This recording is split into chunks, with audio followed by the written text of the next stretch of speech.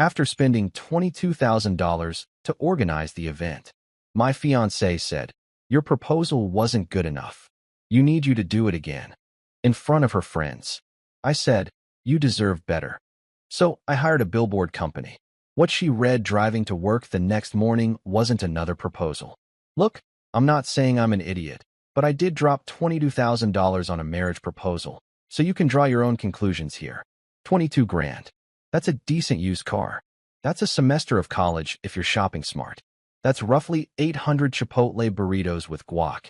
And honestly, the burritos probably would have brought me more long-term happiness, but hindsight's a real pain in the ass like that. The proposal itself? Oh, it was perfect. I'm talking luxury rooftop garden with a view that made the city look like God himself had placed each building there for our romantic convenience. I hired a string quartet. Not just any string quartet, but the kind that usually plays at weddings where the bride's father owns a yacht with a smaller yacht attached to it. Custom lighting that made the whole scene glow, like we were floating in some kind of Instagram filter come to life. And here's where I really went off the rails with the whole thing. I had her favorite perfume. This ridiculously expensive Chanel number that costs more per ounce than premium gasoline, misted through the air like we were shooting a commercial for engagement rings or luxury sedans or whatever rich people buy when they're feeling emotional. Everything was choreographed down to the second. The skyline sparkled on cue like it had gotten the memo about my big moment. Champagne flowed. The good stuff too. None of that Andre nonsense you bring to a college party. When I dropped down on one knee, and I mean really committed to the kneel with both hands on that little velvet box, random strangers on nearby rooftops actually started clapping. Clapping. Like we were the feel-good finale of some romantic comedy where the quirky guy finally gets the girl and everyone learns a valuable lesson about love. The photographer I'd hired for an ungodly sum captured every single moment, every tear rolling down my cheek, every sparkle of that ring that cost more than my first car. She said yes. Of course she said yes. How could she not with all that production value surrounding us? I cried actual tears of joy, the kind you can't fake even if you're trying. My voice cracked when I told her I loved her, and I meant every syllable. The photographer's camera clicked away like it was documenting the moon landing. For one perfect moment, suspended there above the city with champagne bubbles floating around us and a string quartet playing something classical and moving, I genuinely believed I'd nailed it. I'd created the perfect moment. I was the boyfriend, no, fiancé, of the year. For exactly 1 week, we were a social media fairy tale. Her Instagram post about the proposal got more likes than anything she'd ever posted, including that time she accidentally went semi-viral for a photo with her dog wearing sunglasses. Comments rolled in like a tidal wave of heart emojis and, "OMG you guys, and this is what true love looks like." Her friends shared it. Her mom shared it. Random people I went to high school with who I'm pretty sure blocked me years ago suddenly wanted to congratulate us. I was riding high, feeling like I'd accomplished something genuinely special, like I'd leveled up in the game of life and unlocked some achievement that came with a sense of purpose and those little notifications that make your brain release happy chemicals. Then came the dinner with her friends. The same crew of women who genuinely believe that brunch is a personality trait, and that having strong opinions about bottomless mimosas counts as having a worldview. We met at some trendy place downtown where the menu doesn't list prices because if you have to ask, you probably shouldn't be eating there. The kind of restaurant where they describe every dish like it's a poem and the waiter introduces himself like you're about to become lifelong friends. That's when everything started sliding sideways. One of her friends, let's call her Brittany because every friend group has a Brittany and she's always causing problems, bragged about how her boyfriend proposed to her in a helicopter hovering over the Hollywood sign. A helicopter. Because apparently, ground-based proposals are for peasants and people who have reasonable financial boundaries. Another friend, who I'm pretty sure works in marketing and never lets anyone forget it, mentioned how her man proposed during a Beyoncé concert, somehow getting Beyoncé herself to acknowledge them on the Jumbotron. At a Beyoncé concert. I didn't even know that was possible without having connections to the Illuminati or whatever secret society runs celebrity events. My fiancée. Let's call her Sierra because that's the kind of name that fits someone who would do what she's about to do. Smiled politely through all these stories. She nodded in all the right places, made the appropriate sounds, sipped her overpriced wine like she was judging its quality for a lifestyle blog. I should have seen it coming. I should have noticed the way her smile didn't quite reach her eyes, or how she kept glancing at me with this look I couldn't quite read, but probably should have interpreted as warning, incoming disaster. Then, right there between the appetizers and the main course, right when I was starting to relax and think maybe we'd escaped the comparison trap, Sierra put down her wine glass, looked at me with those eyes that I'd spent $22,000 trying to impress, and stabbed my ego with the precision of a steak knife hitting a ribeye. "Honestly," she said, and let me tell you, nothing good ever follows the word honestly when it's said in that particular tone. "Your proposal wasn't that special. I mean, it was nice and everything, but I think you should redo it properly." The table went quiet for exactly half a second, just long enough for the words to land and detonate, before everyone started laughing. Not uncomfortable laughing, not nervous laughing, but genuine amusement like she'd just made the cutest joke in the world. Like asking your fiancé to repropose because the first $22,000 attempt wasn't Instagram-worthy enough was somehow adorable and quirky instead of completely unhinged. I just smiled. That's what you do in moments like that, right? You smile because you're in public and making a scene would be worse than sitting there taking the hit. You smile because her friends are watching and you don't want to be the guy who can't take a joke. You smile because some deeply ingrained part of your brain still thinks maybe you can smooth this over. Maybe you misunderstood. Maybe she didn't just publicly announce that your grand romantic gesture was basically a participation trophy. But inside, something cracked. Not like a plate dropping and shattering into obvious pieces that everyone can see. More like a windshield getting hit by a rock on the highway. One small point of impact that spiderwebs out into 1,000 tiny fractures you don't notice until the sun hits it wrong, and suddenly you realize the whole thing is compromised and probably needs to be replaced before it becomes a safety hazard. I sat there with my smile plastered on, nodding along as the conversation moved to other topics, and all I could think about was that receipt. That $22,000 receipt sitting in my email inbox. A digital reminder that I'd just spent the equivalent of a decent used car on a moment that my fiancé had just rated somewhere between meh and please try again. The rest of dinner passed in a blur of overpriced entrees and fake laughter. I said the right things at the right times, laughed when everyone else laughed, played the part of the good boyfriend, sorry, fiancé, who could roll with the punches. But that crack inside kept spreading, each new fracture adding to the web of realization that maybe, just maybe, I'd made a terrible mistake. And I'm not talking about the proposal. The ride home from that dinner was quieter than a library during finals week, and about twice as tense. Sierra scrolled through her phone in the passenger seat, probably texting her friends about how hilarious her little roast session had been, while I gripped the steering wheel and tried to figure out if car insurance covers vehicular homicide committed during a moment of extreme emotional distress.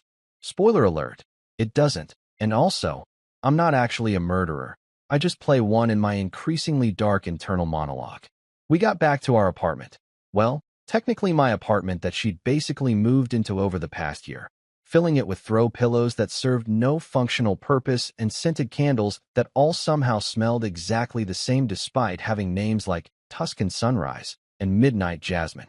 She kicked off her heels, the expensive ones she'd bought specifically for Instagram photos, and headed straight for the kitchen to make herself some detox tea. Because of course she drinks detox tea. Of course. I stood there in the living room, still wearing my jacket, watching her move around my kitchen like she owned the place, and tried to process what had just happened. $22,000. A string quartet. Champagne that cost more per bottle than most people spend on their monthly cell phone bill. Custom lighting. Perfume misted through the freaking air like we were in a Chanel commercial directed by someone who really wanted that Oscar. And her verdict was not that special. Sierra settled onto the couch with her tea, the steam rising up and probably cleansing her aura or aligning her chakras, or whatever pseudo-spiritual nonsense detox tea is supposed to do besides make you pee a lot. She patted the cushion next to her, inviting me to sit down like we were about to have a totally normal conversation about our totally normal evening, where she definitely hadn't just publicly humiliated me in front of her entire friend group. "So," she said, blowing on her tea with this casual energy that suggested she had absolutely zero awareness of the nuclear bomb she'd dropped at dinner. I've been thinking about the proposal redo. Oh, she'd been thinking about it. How wonderful. How absolutely delightful that she'd been using her brain cells to plan the sequel to my financial suicide. You can just hire professionals next time, she continued, like she was suggesting I hire someone to mow the lawn instead of asking me to orchestrate another multi-thousand-dollar spectacle. There are companies that specialize in this stuff. Like, they plan the whole thing, make it go viral, get it on the news. Some of them even have connections with celebrities who can make cameos. I stared at her, just straight up stared, trying to figure out if she was pranking me. If maybe this was some elaborate test of my patience, or my commitment, or my ability to withstand psychological torture. She sipped her detox tea like she wasn't currently detoxing from common sense, her face completely serene, waiting for my response. The credit card receipt flashed through my mind again. $22,000. I'd been eating ramen for 2 months leading up to that proposal, saving every penny, skipping lunches, turning down nights out with friends because I was determined to make that moment perfect. I'd called in favors, researched the best vendors, spent hours planning every single detail down to the exact shade of lighting that would make the ring sparkle most impressively. And now she wanted me to do it again, except bigger, better, more expensive, with professional viral moment coordinators and maybe a Kardashian cameo if I could swing it. Something inside me clicked. Not the crack from dinner. That was still there, spreading like the roots of a tree under pavement, but something else. Something colder and clearer and significantly more pissed off. You're right, I said, keeping my voice perfectly calm, almost monotone. You deserve better. Her face lit up like I'd just told her she won the lottery. Exactly. She set down her tea and grabbed my hand, squeezing it with genuine enthusiasm. I knew you'd understand. And honestly, babe, it's not even about the money. It's about the experience, you know? The story we'll tell our kids someday. Oh, Dad proposed twice because the first time wasn't good enough. That's romantic. That's romantic. The woman just described me spending potentially another 22 grand as a cute anecdote for hypothetical future children, and she thought that was romantic. I wondered briefly if you could develop a brain aneurysm from sheer disbelief, because I was pretty sure I felt something pop in my skull. Yeah, I said, pulling my hand back under the pretense of needing to take off my jacket. Super romantic. She didn't catch the sarcasm. Of course she didn't. Sierra had the sarcasm detection capabilities of a golden retriever, sweet, enthusiastic, and completely oblivious to subtext. I'm so glad we're on the same page, she said, picking up her phone and starting to type rapidly with her thumbs. I'm going to send you some links. There are these Pinterest boards I've been following, epic proposal redos that go viral. And some of them are just incredible. Like, there's this one where the guy rented out an entire theme park, and another where they did it during a flash mob in Times Square with professional dancers. She kept talking, rattling off increasingly absurd proposal scenarios like she was ordering from a menu, but I'd stopped listening. My brain had shifted into a different gear entirely, one that was less focused on romance and more focused on revenge. No, not revenge. That sounded too dramatic, too villain origin story. Let's call it justice. Or maybe petty justice. Petty justice with a side of public humiliation and a garnish of social media warfare. You deserve better, I'd said. And I'd meant it. She absolutely deserved better than me. Better as in someone else entirely. Someone who wasn't me. Someone who could find her endearing instead of enraging. Someone who wouldn't spend the rest of the night lying awake in bed plotting her downfall while she snored peacefully next to him, probably dreaming about helicopter proposals and celebrity cameos. That night, after she'd finally exhausted herself talking about viral proposals and fallen asleep, I lay there staring at the ceiling, my phone clutched in my hand. She'd sent me approximately 17 Pinterest links before bed, each one titled something like Proposals That Broke the Internet, or When He Finally Got It Right the Second Time. I scrolled through them in the darkness, each swipe making me more certain of what I needed to do. If she wanted a spectacle, I'd give her a spectacle. If she wanted something unforgettable, something that would make headlines and trend on social media, something that people would talk about for months afterward, I'd deliver exactly that. Just maybe not in the way she was expecting. Around 3 in the morning, I started making a list in my notes app. Not a list of romantic venues or professional proposal planners, but something entirely different. Something that would require careful planning, strategic execution, and a level of pettiness that would make the ancient Greeks who invented drama look like amateurs. Sierra shifted in her sleep, mumbling something incoherent about Instagram followers, and I felt absolutely nothing. Not love, not affection, not even residual attraction. Just cold, crystalline clarity about what needed to happen next. By dawn, I hadn't slept at all, but I had a plan. A beautiful, terrible, absolutely brilliant plan that would either make me a legend or get me killed. Possibly both. I saved the notes, cleared the Pinterest links from my notifications so I wouldn't have to look at them again, and waited for morning. When Sierra woke up a few hours later, stretching and yawning and immediately reaching for her phone to check whatever social media drama had unfolded overnight, I was already up, showered, and making coffee. I even made her some, exactly the way she liked it. Oat milk, 1 pump of vanilla syrup, the works. "Morning, babe," she said, accepting the coffee with a sleepy smile. "Did you look at those links I sent?" I smiled back at her, the same smile I'd given at dinner when she'd stabbed my ego in front of her friends. "Oh yeah," I said. "I've got some ideas. This next proposal is going to be unforgettable." She squealed, actually squealed like a teenager meeting a boy band, and kissed my cheek. "I'm so excited. When are you thinking?" "Soon," I told her, taking a sip of my coffee and savoring the bitter taste. "Very soon. I just need to make a few calls first." She bounced off to take a shower, completely oblivious to the fact that she'd just signed her own social death warrant. And me? I picked up my phone and started dialing.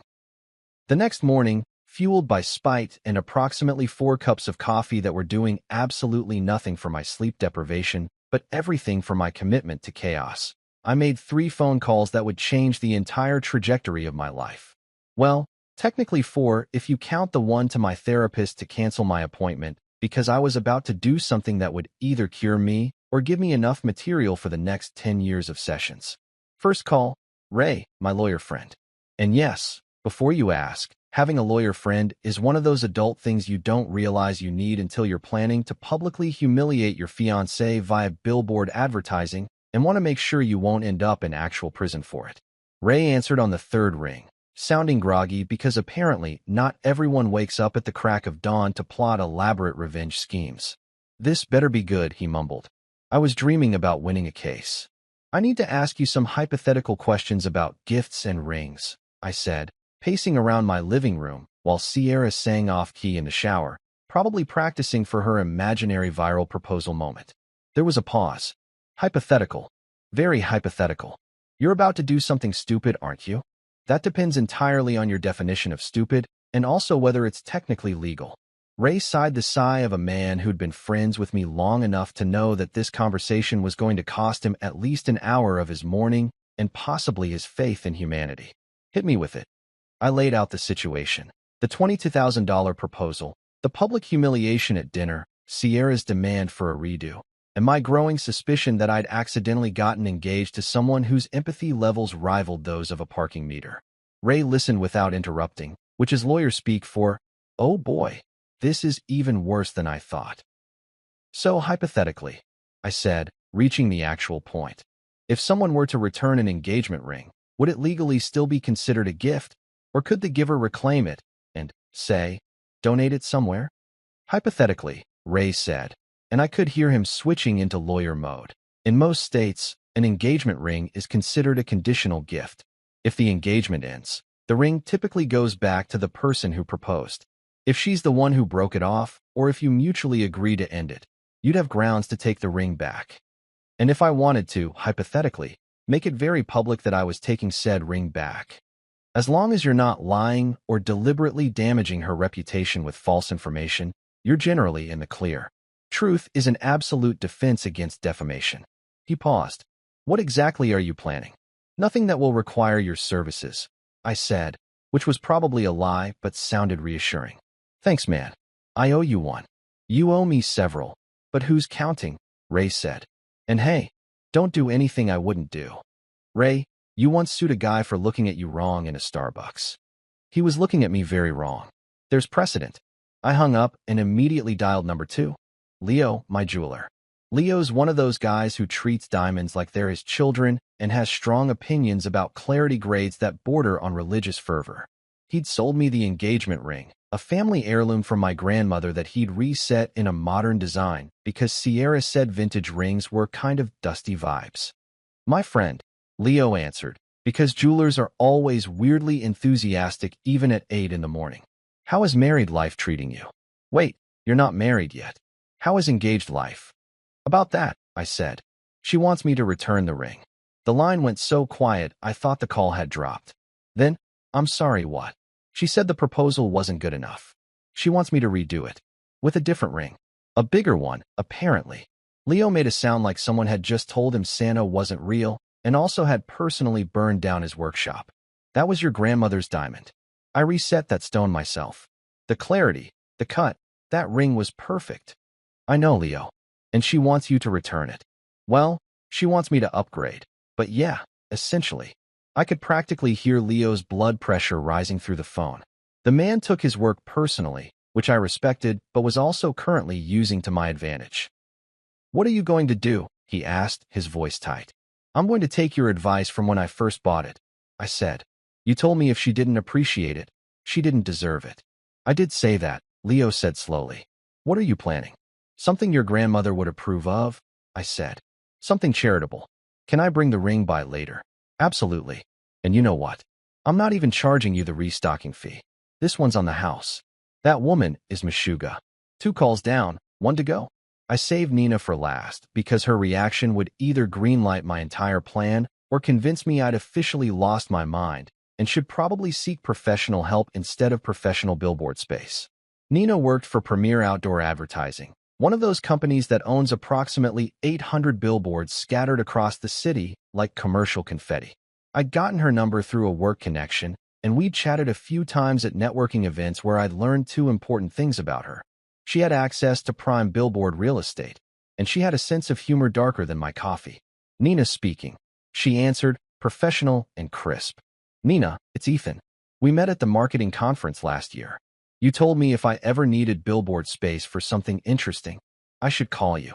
I remember, she said, and I could hear the curiosity creeping into her voice. Please tell me you're not selling used cars or advertising a strip club. Better, I said. I need 3 billboards along a specific route. Prime visibility, high traffic, weekend placement. 3 billboards? That's going to run you. Money's not an issue, I interrupted, which was absolutely a lie because I'd just dropped 22 grand on a failed proposal. But credit cards exist for a reason, and that reason is apparently public revenge. I need them this Sunday. Morning commute. Nina was quiet for a moment. What are you advertising? A breakup. Another pause. I'm listening. I laid out the whole story. The proposal, the dinner, Sierra's demand for a redo, and my plan to give her exactly what she wanted. Something viral, something unforgettable, something that would absolutely make headlines. Just not in the way she was hoping. By the time I finished, Nina was laughing so hard I thought she might need medical attention. You're either a genius or you're going to be single by Monday, she gasped between giggles. Both are fine, I said, and I meant it. Okay, Nina said, trying to compose herself. Send me the route you want, and let's talk about the messaging. We need to be careful about wording. Nothing outright cruel, nothing that could be considered harassment, but enough to make the point crystal clear. I'm thinking 3 billboards, escalating in intensity, I said, pulling up the notes I'd made at 3 in the morning. The first one sets the scene, the second one provides context, and the third one is the knockout punch, Nina finished. I like it. Send me your mock-ups and I'll get the design team on it. This is either the best or worst decision you've ever made, and honestly, I'm excited to find out which. We hammered out the details, locations, fonts, color schemes, the works. Nina suggested we add a 4th billboard, something I hadn't considered, and when she told me her idea, I nearly dropped my phone. That's brilliant, I said. That's absolutely brilliant. I know, Nina said, and I could hear her grinning. That's why they pay me the big bucks. Well, moderate bucks. Okay, slightly above minimum wage, but still. By the time I hung up, Sierra had emerged from the shower, wrapped in a towel, and scrolling through her phone. Who were you talking to? She asked absently. Just making some arrangements, I said, smiling at her with all the warmth of a snake eyeing a particularly plump mouse. For the proposal redo. Her face lit up like Times Square on New Year's Eve. Really? Oh my God, when? What are you planning? Can I get a hint? It's going to be big, I told her, which was technically true. Bigger than anything you've seen before. Very public. Very memorable. The kind of thing people will be talking about for months. She squealed and threw her arms around me, still damp from the shower, her towel threatening to abandon its post entirely. You're the best. I knew you'd come through. Should I get my hair done? What should I wear? Should I warn my friends to be ready? Definitely warn your friends, I said. And maybe your family too. You'll want everyone to see this. She bounced away to start planning her outfit for what she thought would be Proposal 2.0, The Reckoning, while I pulled up the design mock-ups Nina had just sent me. Billboard number 1. Sierra thinks $22,000 isn't enough for love. Billboard number 2. Return the ring. Demanded a redo. Stay tuned for season 2 of The Proposal. Billboard number 3. Screenshots of her actual text where she told her friends I was sweet but too basic and that she deserved something viral. And Nina's brilliant addition, Billboard number 4. Ethan is now single and accepting applications. No proposal required.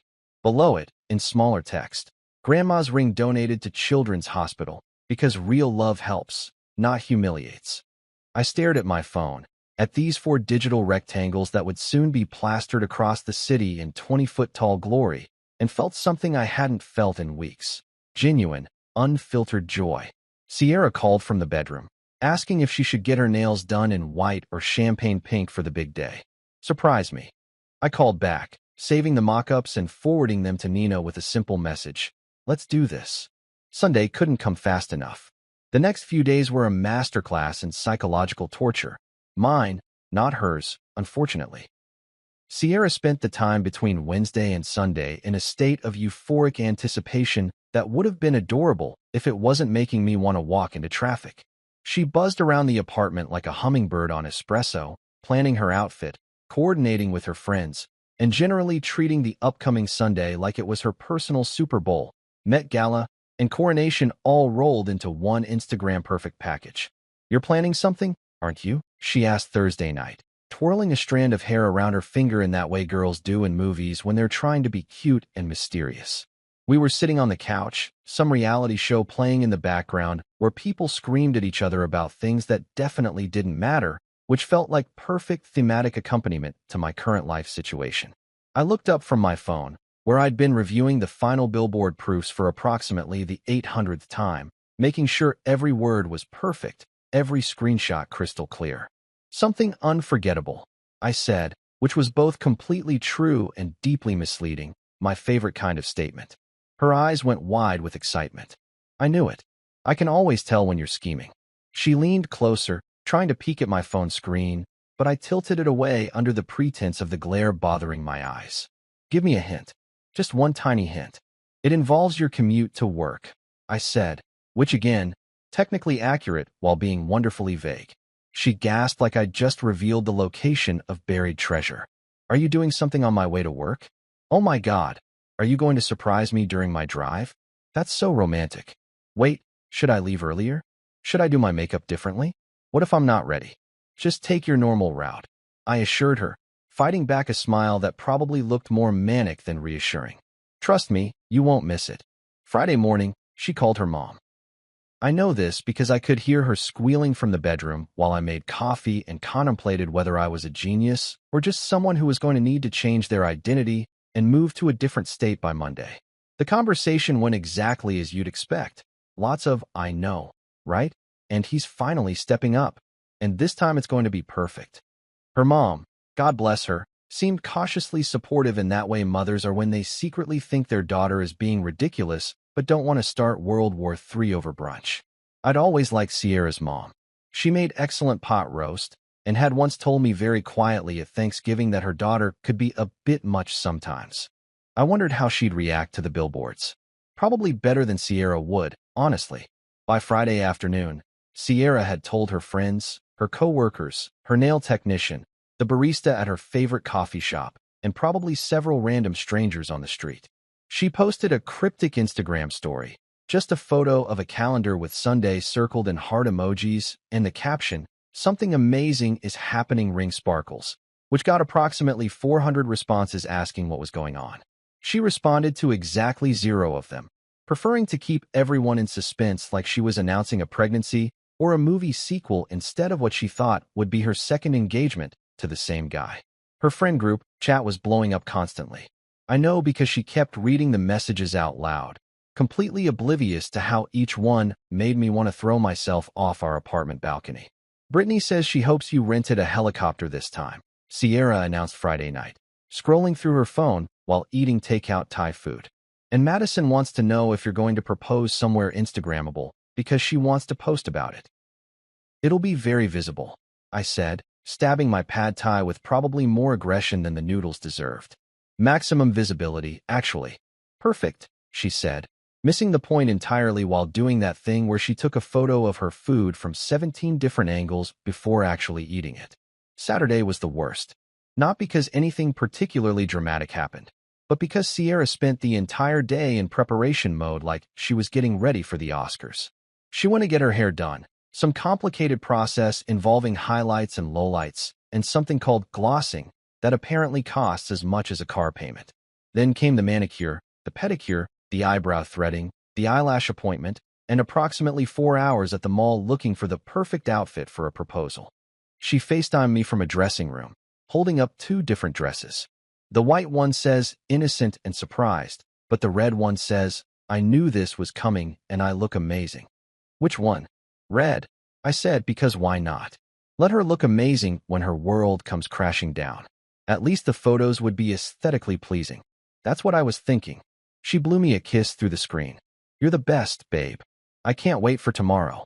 "Me neither," I said, and I meant it with every fiber of my petty, vindictive soul. She came home around 6 with approximately 17 shopping bags and the energy of someone who'd just mainlined a case of Red Bull. For the next 3 hours, she tried on various combinations of outfits, asking my opinion on each one like I was a panel judge on America's Next Top Model instead of someone who was actively planning her social execution. "What about this?" she'd ask, spinning in a dress that probably cost more than the billboards. "Great," I'd say. "Or this." "Also great." "You're not even looking." "They're all great, Sierra. You look beautiful in everything." Which was true. She was objectively attractive, which honestly made this whole situation more frustrating because it meant I couldn't even fall back on the well. At least I dodged a bullet, reasoning when the bullet was a 5'6" former homecoming queen with perfect teeth and the personality of a particularly demanding house cat. Saturday night, we ordered pizza and watched a movie, though I couldn't tell you what it was about because I spent the entire time mentally rehearsing tomorrow's timeline. Nina had sent me the installation schedule. The billboards would go up at 6 a.m., right in time for early morning traffic. Sierra typically left for work around 8:15, which meant she'd hit the first billboard around 8:25, the second around 8:35, and the third around 8:45 if traffic was normal. The fourth one, the grand finale, was positioned right near her office building. She'd see it when she pulled into the parking garage. Perfect. Chef's kiss. No notes. "What are you thinking about?" Sierra asked, cuddling up next to me on the couch, her head on my shoulder in a gesture of affection that might have meant something a week ago, but now just felt like dead weight. "Tomorrow," I said honestly. "Me too," she sighed contentedly. "I've been thinking about what I'll say when you propose. Like, should I act surprised even though I know it's coming? Or should I just be genuine and excited?" "Be genuine," I suggested. "Definitely be genuine. I want your real, unfiltered reaction." "You're so sweet," she said, squeezing my arm. "This is going to be perfect. I can feel it." I smiled in the darkness of the living room, the TV casting flickering shadows across the walls. "Yeah," I agreed. "It's definitely going to be something." Around 11, she finally went to bed, but not before spending another 45 minutes on her phone, presumably texting everyone she'd ever met about tomorrow's big event. I stayed up, sitting on the couch with my own phone, staring at the final confirmation email from Nina. "All systems go," it read. "Billboards will be live at 6 a.m. Godspeed, you magnificent bastard." I sent back a simple thumbs up emoji and allowed myself a moment of doubt. Was I really doing this? Was I actually going to publicly humiliate my fiancée via billboard advertising because she'd been tactless and materialistic about a proposal I'd spent $22,000 planning? Then I remembered her face at that dinner, the way she'd smiled while stabbing my ego in front of her friends. The way she'd laugh like it was all just a cute joke instead of a genuinely hurtful dismissal of something I'd put my whole heart into. The way she'd spent the last week treating me like a trained monkey who just needed to perform the right tricks to earn her approval. Yeah, I was really doing this.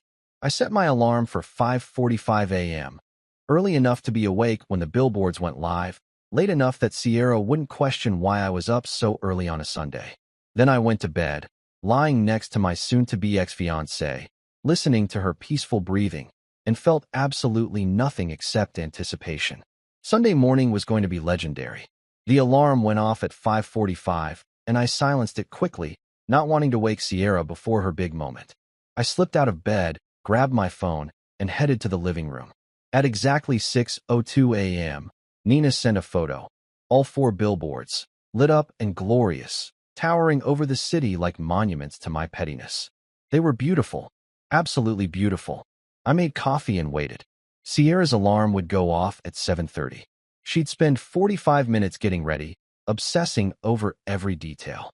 Then she'd leave, completely unaware that her entire life was about to become a meme. At 7:30, I heard her alarm, then the shower, then the hairdryer, then the endless shuffle of her going through her closet one more time, even though she'd planned this outfit yesterday.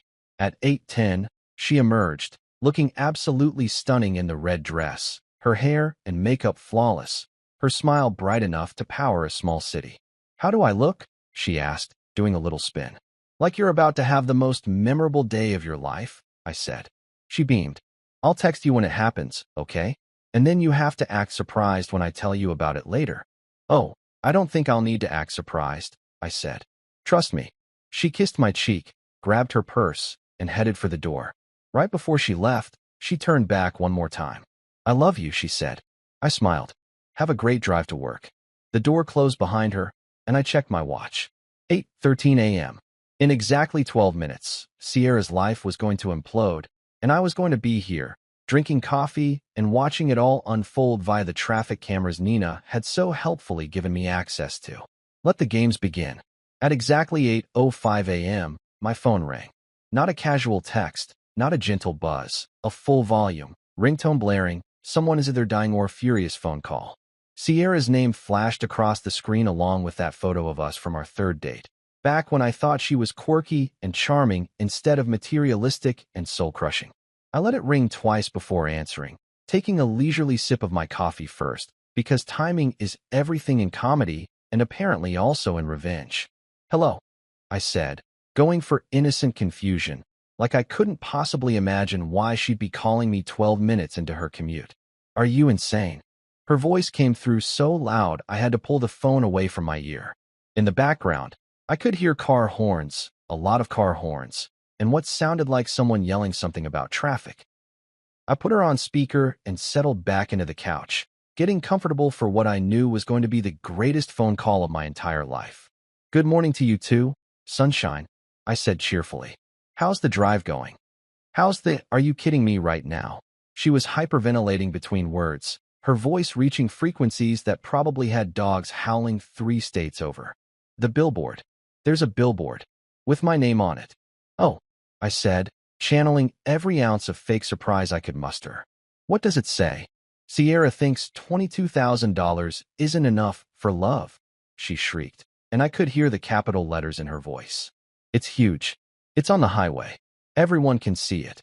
I took another sip of coffee, savoring both the dark roast and the darker satisfaction of a plan coming together. "Huh, that's weird. Must be a different Sierra. IT has a photo of me." More car horns. Someone was definitely laying on their horn in a continuous blast that suggested they were either really angry about the traffic or really entertained by the billboard. Possibly both. From my Instagram. My actual Instagram photo. "Oh, that's Sierra," I said, like I'd just figured out which Sierra we were talking about. "Yeah, that's probably about you then." The sound she made wasn't quite a scream and wasn't quite a sob, but was definitely the noise of someone realizing they'd severely miscalculated a situation. Why would you? How could you? People are stopping. Cars are literally stopping to read it and take pictures. Well, it is pretty eye-catching, I agreed. Nina, that's the billboard designer. She really knows how to work with fonts and color contrast. Did you notice the way your name pops? That's called hierarchy in design. Really makes the message. I don't care about design hierarchy. You should, I said. Visual communication is actually super important in modern. Everyone from work drives this way. She was moving into the panic-crying phase, her words coming out in these weird hiccupy gasps. My boss drives this way. My clients drive this way. Oh my God. Oh my God. Everyone is going to see this. That's kind of the point of a billboard, I explained helpfully. Maximum visibility. You wanted something public and memorable, right? Something viral. There was a moment of silence. Not peaceful silence, but the kind of silence that happens right before a volcano erupts or a building collapses. Then, there's another one. Another what? Another billboard. Her voice cracked on the word billboard, like it was physically painful to say. Up ahead. I can see it from here. Oh no. Oh no, no, no, no. I could hear her car accelerating, probably speeding to get to the second billboard because humans are fundamentally masochistic creatures who can't help but look at things that hurt them. It's the same instinct that makes people slow down to stare at car accidents or read the comments section on controversial Facebook posts. 30 seconds of heavy breathing and aggressive driving later. IT says return the ring. Demanded a redo. Stay tuned for Season 2 of The Proposal. Catchy, right? I said. I workshopped that one for a while. Wasn't sure about the Season 2 bid. Thought it might be too on the nose. But Nina convinced me it added that extra layer of, "Are there more?"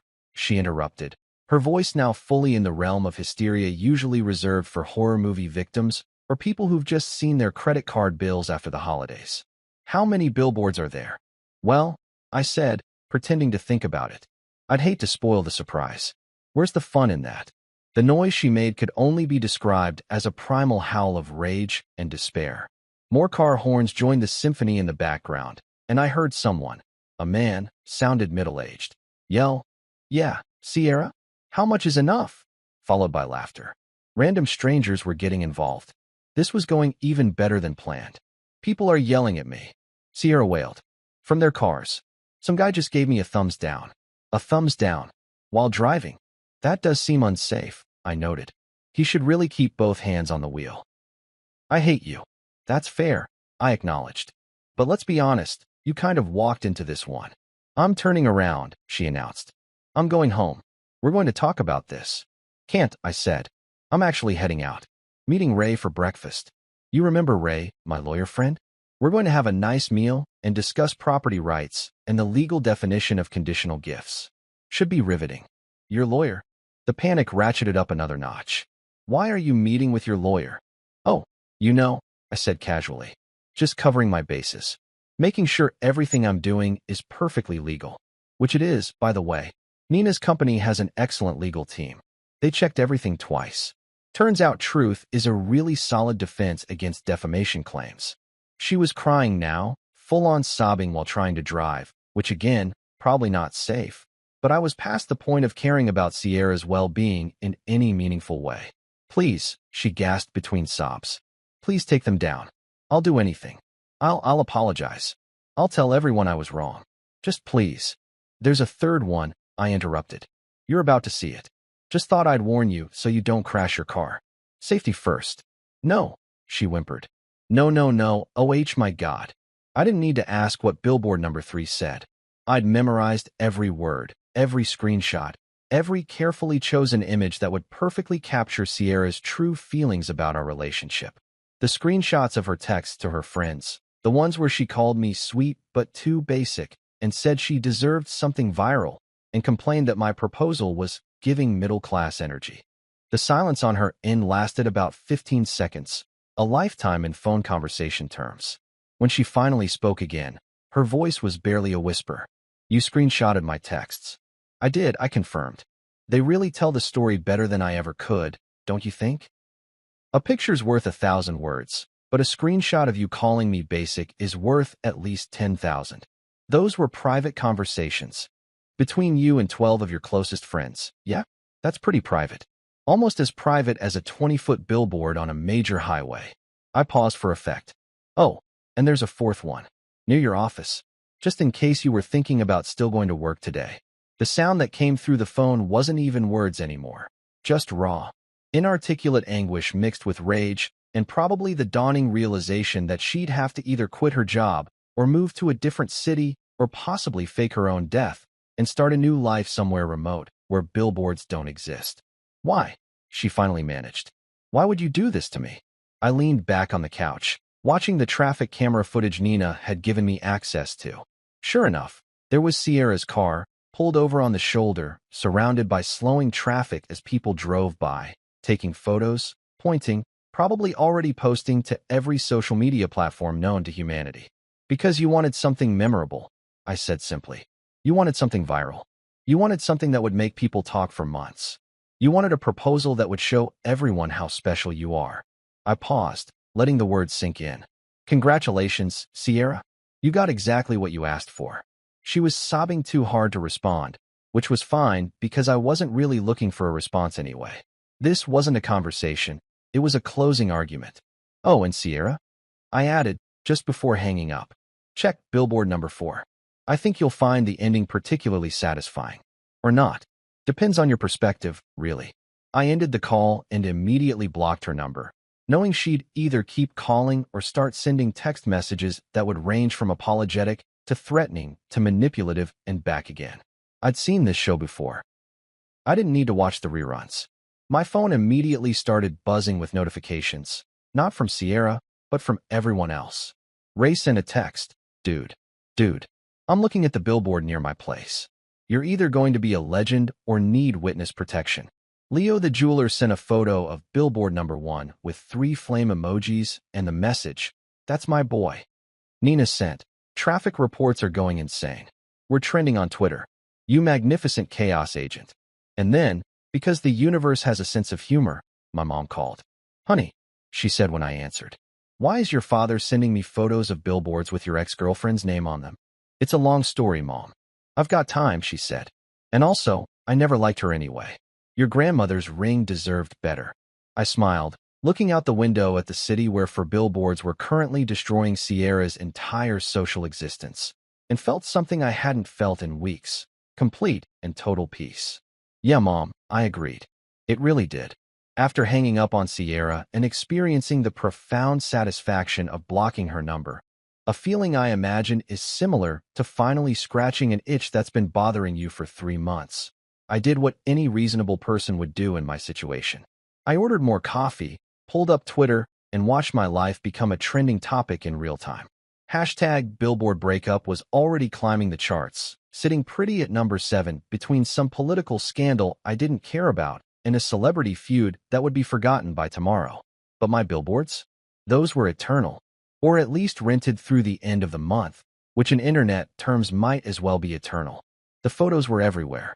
Hundreds of them, taken from every possible angle by commuters who'd apparently decided that documenting Sierra's public humiliation was more important than getting to work on time. Some were artistic. Carefully framed shots with the morning sun glinting off the billboard letters. Others were chaotic, blurry photos clearly taken while driving, which again, safety hazard, but I wasn't about to lecture people on responsible phone usage while I was actively ruining someone's life via outdoor advertising. My personal favorite was a video some guy had posted from his dashcam. You could see his car approaching billboard number 3, the one with the text screenshots, and hear him start laughing so hard, he had to pull over. "Bro," he kept saying between gasps. "Bro, this is insane." The video had 2.3 million views in under an hour. I was basically a producer now. Around 8:47 a.m., right on schedule according to Nina's timeline projections, Sierra would have reached billboard number 4. The grand finale. The piece de resistance.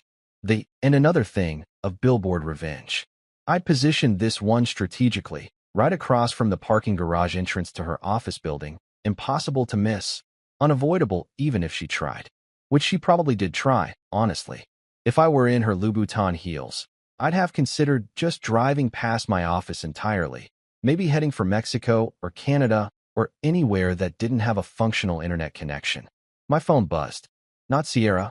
I'd blocked her, and that barrier was holding strong like the emotional Great Wall of China. This was Nina. She just saw number 4, the text read. Security cameras caught her. She sat in her car for 10 minutes, then drove away. Pretty sure she was screaming the whole time, but the footage doesn't have audio. Did she read the whole thing? I texted back. Oh, she read it. She read it about 15 times based on how long she sat there. Then she took a photo. Then she screamed at her phone. Then she took another photo. Very dramatic. Should I send you the footage? Absolutely. The video came through 30 seconds later. Nina was right. It was incredibly dramatic. Sierra's car pulled up to the parking garage entrance, and I could see the exact moment she spotted billboard number 4. Her car stopped so abruptly that the guy behind her had to slam on his brakes, laying on his horn in a way that suggested he was having a really bad morning even before getting caught in the billboard breakup traffic. Billboard number 4 was beautiful. Nina and her design team had outdone themselves. Against a clean white background, in bold black letters that you could probably read from space. Ethan is now single and accepting applications. No proposal required. And below it, in slightly smaller but still very visible text, Grandma's ring donated to Children's Hospital, because real love helps, not humiliates. At the very bottom, in tasteful gray letters, was a QR code and the text, scan to donate to Children's Memorial Hospital in honor of love that actually matters. That last part had been Nina's idea. If you're going to torture a relationship, she'd said, might as well do some good while you're at it. The woman was a philosopher and an artist, truly.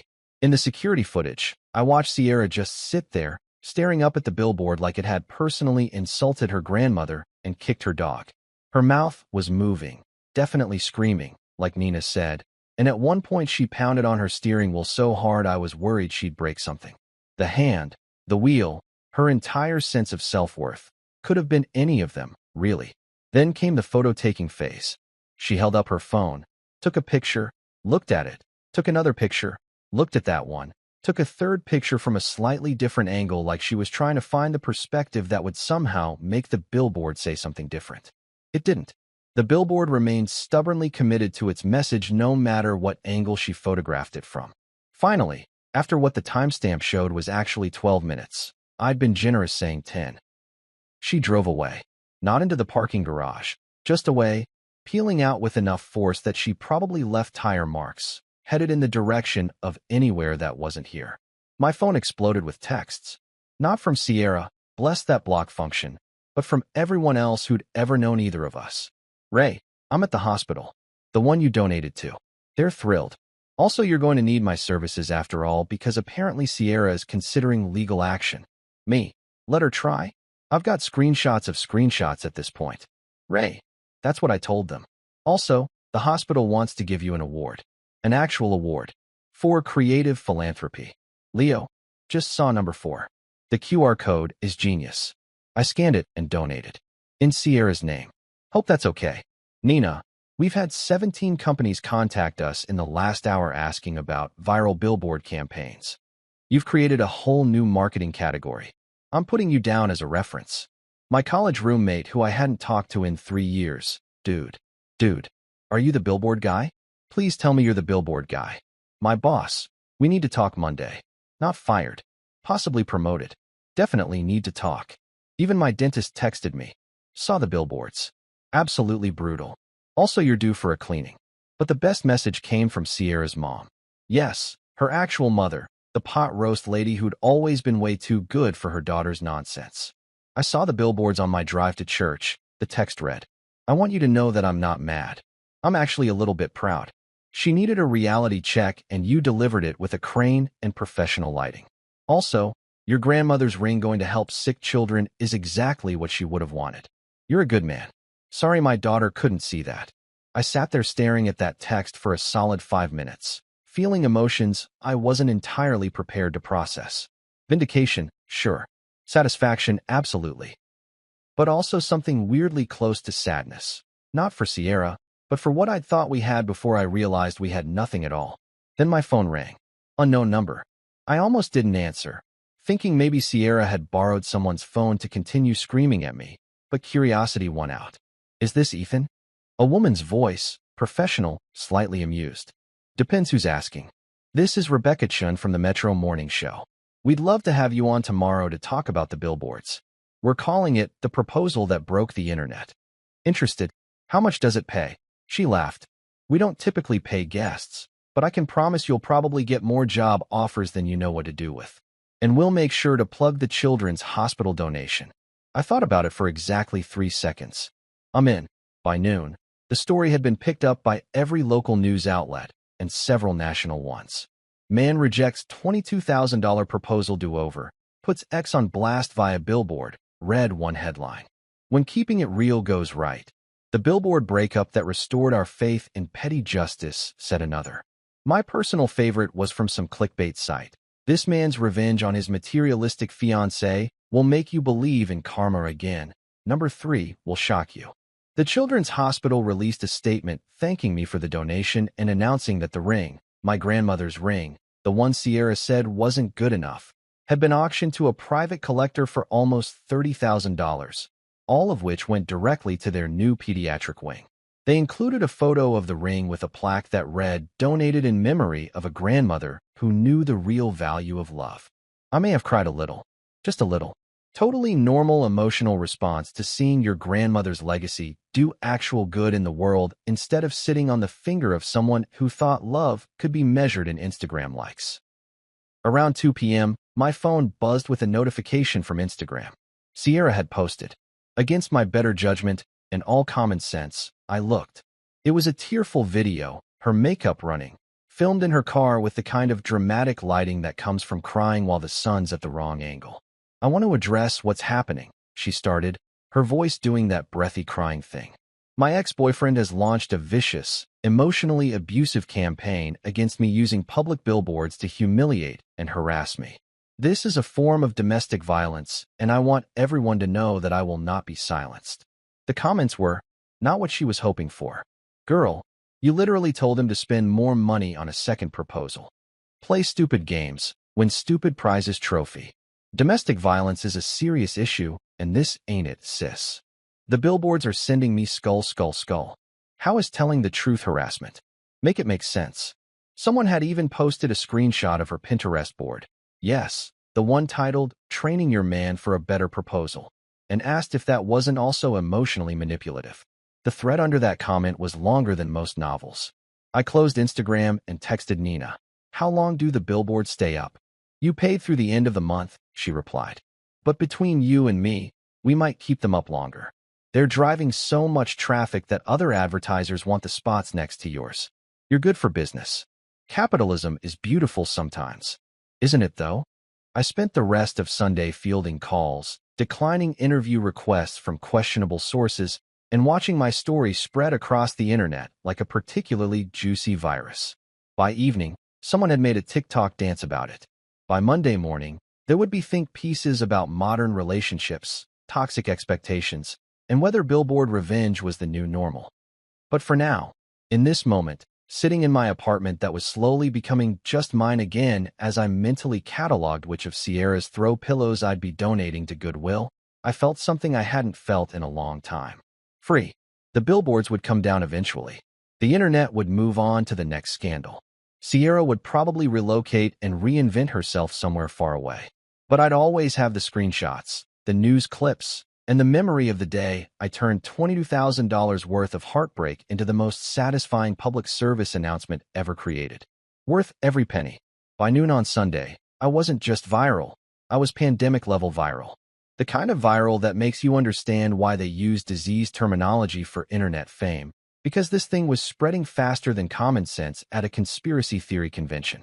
Hashtag Billboard Breakup had shot to #1 trending worldwide, beating out a royal wedding announcement and some celebrity who'd apparently adopted a baby giraffe. Sorry, giraffe baby. My pettiness was simply more compelling than your long neck and adorable spots. Sierra's Instagram had exploded overnight. And I mean exploded in the way that sounds good until you realize it's actually a nuclear detonation of your entire social existence. She'd gone from a respectable 3,000 followers, mostly friends, coworkers, and random people who liked her aesthetic photos of coffee cups and sunset selfies, to over 60,000 by lunch. 60,000 people had decided that watching Sierra's public meltdown was worth a follow, like rubberneckers stopping at a car accident, except the car accident had great lighting and a really compelling narrative arc. The comments on her tearful domestic violence video were absolutely merciless. I'm talking scorched earth, no prisoners. The internet has spoken kind of merciless. For every supportive comment saying things like, stay strong, queen, or men are trash, there were 50 more that basically amounted to, girl, you asked for this, with a side of extra entitlement. My favorite comment, which had somehow gotten 47,000 likes of its own. Imagine calling someone emotionally abusive for literally just telling the truth about what you said. The call is coming from inside the house, bestie. Someone had created a Reddit thread titled, AITA for putting my ex on billboards after she said my $22,000 proposal wasn't good enough. It had 89,000 upvotes and 12,000 comments debating the morality, legality, and pure entertainment value of my actions.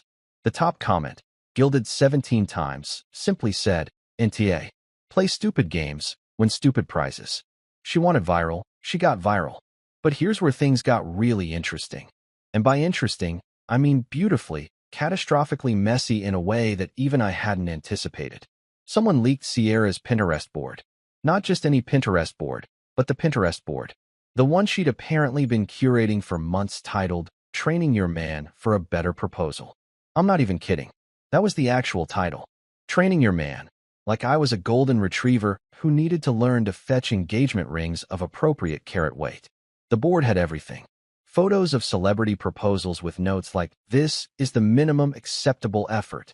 Screenshots of ring prices with annotations about which jewelers were worth it and which were basically mall quality. There was even a full spreadsheet, an actual spreadsheet, ranking different proposal scenarios by Instagram potential, estimated cost, and wow factor. The spreadsheet had columns, multiple columns. Categories included location aesthetics, social media virality potential, ring visibility and photos, and, I cannot make this up, flexibility for outfit changes. My proposal, the one I'd spent $22,000 on, was listed in her spreadsheet. She'd given me a C-, a C-. Her notes section said, and I quote, too domestic, lacks celebrity elements. Ring is vintage, which reads as cheap even though it's not. Overall, sweet but basic. Would need complete redo for social media announcement. The internet absolutely lost its mind. Someone turned the spreadsheet into a meme format. Within hours, people were creating their own versions, training your cat to love you more, training your boss for a better raise, training your parents to stop asking about grandkids. The format went so viral that even brands started using it. Wendy's Twitter posted one titled, Training Your Taste Buds for Better Fast Food, and it got 500,000 likes. But it got worse for Sierra. Or better, depending on your perspective and how much you enjoy watching someone's entire personality get fact-checked by the collective consciousness of social media. Her friend Melanie, and I use that term loosely because this woman's loyalty was apparently held together with dollar store glue and spite, posted a video that started with, since Sierra wants to talk about emotional abuse, let's talk about the group chat. Oh, the group chat. The group chat. Melanie proceeded to leak screenshots from Sierra's friend group text thread spanning back 6 months. This wasn't just about me and the proposal. This was Sierra's entire personality on display. And let me tell you, it was not a good look. Messages about how she trained me to take her to nicer restaurants by claiming she had food allergies at places she deemed too casual. Complaints about how I bought her flowers from Trader Joe's instead of a real florist, and how she had to educate me on appropriate flower spending. A whole conversation about how she'd returned 3 birthday gifts from me because they weren't Instagrammable enough, with photos of said gifts that looked perfectly nice to any normal human but apparently failed some aesthetic test I wasn't aware existed. The worst one, the one that made even me wince a little, was her describing my grandmother's ring as giving Depression-era energy and saying she'd need to gently guide me toward understanding that vintage meant cheap, not sentimental. My grandmother, for the record, had been a badass who survived actual Depression-era poverty, worked as a nurse for 40 years, and saved for decades to buy herself that ring as a symbol of her independence. The ring was appraised at $18,000 and had been in my family for 70 years. But sure, Sierra, it was giving cheap energy. The internet found out about my grandmother's story because someone, probably Nina, honestly, had leaked it to a reporter. Suddenly, I wasn't just Billboard breakup guy. I was the grandson who honored his grandmother's legacy while his ex called it cheap. The narrative had shifted. Hard. A parenting blogger wrote an article titled, "Teaching Our Daughters About Entitlement: What We Can Learn from Sierra." A financial advisor made a TikTok breaking down how $22,000 spent on a single event was financially irresponsible, and how Sierra's expectations were setting up young women for disappointment and debt. Even a relationship therapist weighed in, using Sierra's leaked texts as examples of manipulative behavior disguised as preference communication. Sierra tried to do damage control. She really did. She posted another video, this one clearly filmed after she'd had time to calm down and possibly consult with someone who understood how the internet works. Different lighting, better makeup, more composed tone. "I want to apologize," she started, and I almost felt bad. Almost. "I've done some reflecting, and I realized that my words and actions hurt someone I cared about." The Pinterest board and the spreadsheet were jokes between friends that were taken out of context. I never meant. The comments were already rolling in before she finished the sentence. "The context is you, sis. Jokes between friends is code for I got caught. Not the influencer apology format skull. How do you take a spreadsheet rating your boyfriend's proposal out of context?" Someone created a bingo card of her apology video, with squares for taken out of context. "I'm sorry you were hurt. I'm growing as a person. This has been a learning experience." And the free space in the middle that just said, "No actual accountability." People were posting their completed bingo cards within minutes. She'd hit every square. My phone had become less of a communication device and more of a constant stream of notifications that I'd mostly started ignoring. But one call got through because I'd forgotten to block the number. Sierra's company. Not Sierra herself, her actual employer. A marketing firm that specialized in authentic brand representation and had Sierra's face on their website under "Our Team." "Mr. Davis?" A man's voice, professional but strained. "This is Marcus Webb from Elevate Marketing. I'm calling about Sierra Chun. She doesn't work for me," I said. "You might want to try her directly." "We did. She's not answering." He sighed, the kind of sigh that comes from dealing with a situation that's somehow both hilarious and career-ending. "Look, I'll be direct. We're getting calls from clients. A lot of calls. About the billboards. And the spreadsheet. And the leaked messages where she talked about manipulating you into expensive dates. Sounds like a Sierra problem, not a me problem." "Normally I'd agree," Marcus said, "but one of our major clients is a children's charity. They're not thrilled that someone on our team called your grandmother's donated ring Depression-era energy, when that ring is now funding a pediatric wing." I hadn't considered this angle. The universe was really committed to making Sierra's life difficult in ways even I hadn't planned. "We're going to have to let her go," Marcus continued. "Effective immediately. I wanted to call you first because, honestly, I wanted to make sure you're not planning to sue us for, I don't even know, employing someone who creates spreadsheets rating human beings." "I'm not suing anyone," I said. "I got what I wanted, which was the truth out there and my grandmother's ring doing good in the world." "Between you and me," Marcus said, his voice dropping. "Good for you, man. She pitched to our clients the same way she treated you. Everything was about metrics and virality, nothing about actual human connection. We should have seen it coming." After he hung up, I sat there processing the fact that Sierra had just lost her job. Not because I'd reported her, not because I'd called her employer, but because her own personality and leaked messages had made her unemployable at a company that valued authenticity. Karma wasn't just real. Karma had a PhD in poetic justice and was working overtime. My phone buzzed. "Ray, you seeing this?" his text said, with a link to Twitter. I clicked it. Someone had created a fake dating profile for Sierra with the bio, looking for a man who understands that $22,000 is just the starting point. Must be comfortable being rated on a spreadsheet. Vintage rings need not apply. It had 3 million impressions. I texted back, "The internet is terrifying." "The internet is justice," Ray replied. "Also, her lawyer called me. She's considering suing you for defamation." I laughed for 5 minutes straight and then hung up. I looked at my blocked calls list. 15 attempts from Sierra's number, plus 6 from numbers I didn't recognize that were probably her using friends' phones. My voicemail was full of messages I would never listen to. The billboards would stay up for 3 more weeks. The internet would probably move on to the next scandal by tomorrow, maybe the day after if we were lucky. But Sierra's name was now permanently attached to spreadsheets, entitlement, and the phrase Depression-era energy. And I was the guy who loved his grandmother enough to put his ex on blast. I could live with that. Monday morning brought 2 things: a threatening letter from Sierra's lawyer and the worst decision she'd made since asking me to redo a $22,000 proposal. The letter arrived via email at 6:47 a.m., probably time to ruin my breakfast.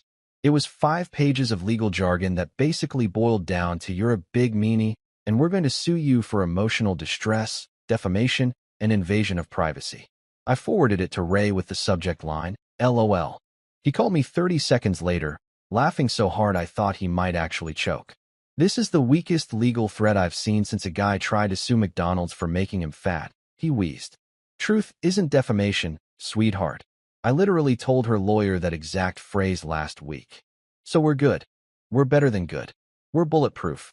She posted half this stuff publicly on her own Instagram, and the rest came from her friends, not you. She's got nothing. Ray shot back a response that was basically the legal equivalent of "nice try, better luck next time," and I figured that was the end of it. I was wrong. At 2:37 p.m., while I was actually trying to do real work instead of refreshing my Twitter mentions every 5 seconds, my doorbell rang. Then it rang again. Then someone started pounding on the door like they were auditioning for a cop show. I checked the peephole and immediately regretted every decision that had led me to this moment. Sierra was standing outside my apartment with a full camera crew. Not like a phone camera, an actual professional setup with lights, a boom mic, and some guy wearing a backward cap holding what looked like a very expensive camera rig. "I know you're in there," she yelled, loud enough that my neighbors were definitely hearing this. "I'm filming this for YouTube, confronting my toxic ex. You can't hide from the truth." I pulled out my phone and hit record on my own camera, then opened the door exactly 6 inches, just enough to be polite, not enough for her to barge in. "You're trespassing," I said calmly, holding up my phone so she could see I was filming too. "Want to make it a collab?" Her face went through about 17 different emotions in 2 seconds, finally landing on rage mixed with confusion. "You don't get to. I'm exposing you. Everyone needs to see what you really are. A guy who tells the truth," I suggested. Novel content, really breaking new ground there. The cameraman, backward cap guy, was looking increasingly uncomfortable, his camera lowering slightly like he was reconsidering his life choices. "Lady," he muttered, "I'm not going to jail for your TikTok." "YouTube," Sierra corrected him shrilly. "It's for YouTube. It's going to get millions of views. So will the video of you trespassing and harassing me," I pointed out. "Want to compare subscriber counts later?" She opened her mouth to respond, probably with something about emotional abuse or gaslighting or whatever buzzword she'd learned from therapy TikTok, but then sirens cut through the air. Beautiful, perfectly timed police sirens, because apparently someone in my building had called the cops about the screaming woman with a film crew in the hallway. 2 officers arrived just in time to see Sierra trying to kick my door, which would have been intimidating except she was wearing those ridiculous stiletto heels that cost more than my monthly grocery budget.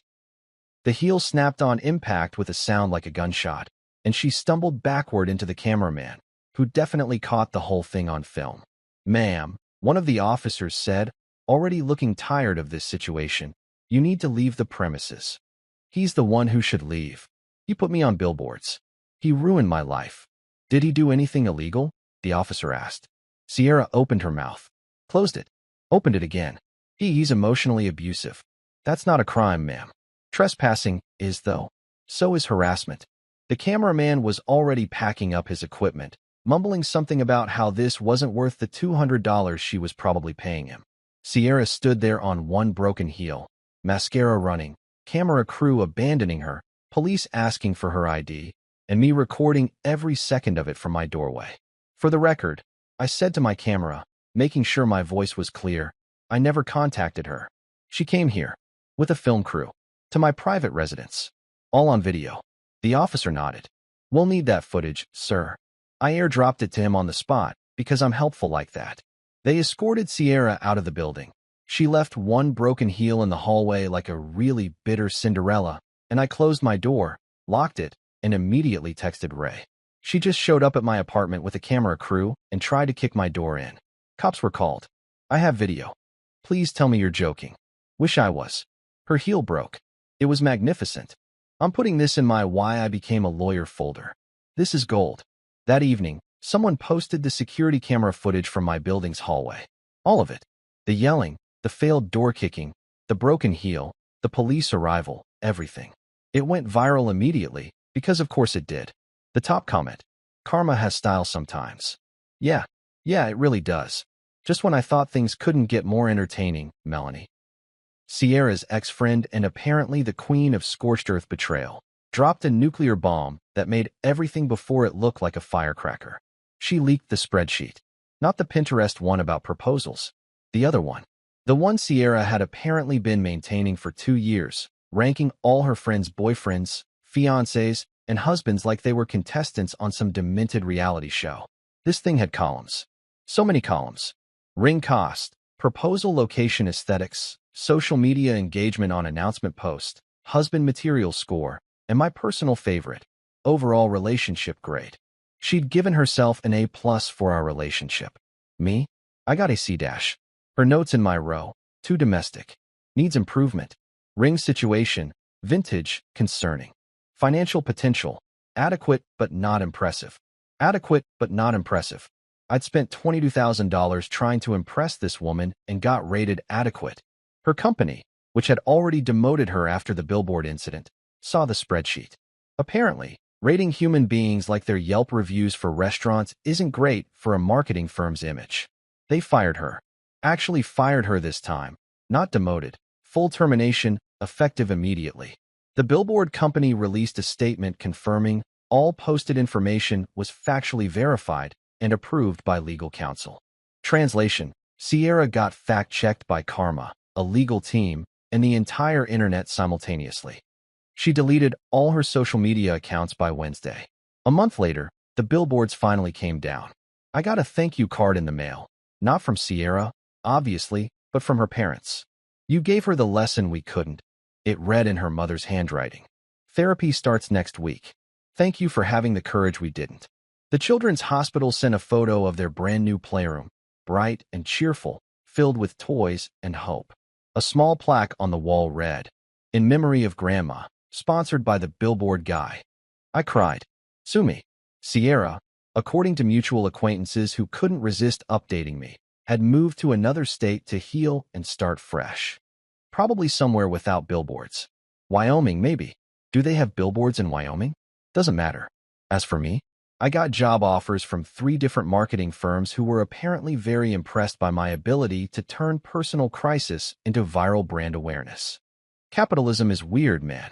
My dating profile now gets approximately 800 messages a day. Half are supportive, half are from people who want me to billboard blast their exes. I politely decline.